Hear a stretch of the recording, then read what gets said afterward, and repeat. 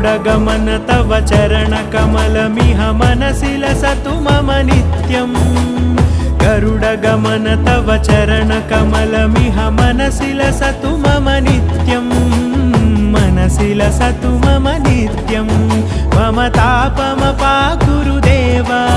मम पापमपाकुरु देव मम तापमपाकुरु देव मम पापमपाकुरु देव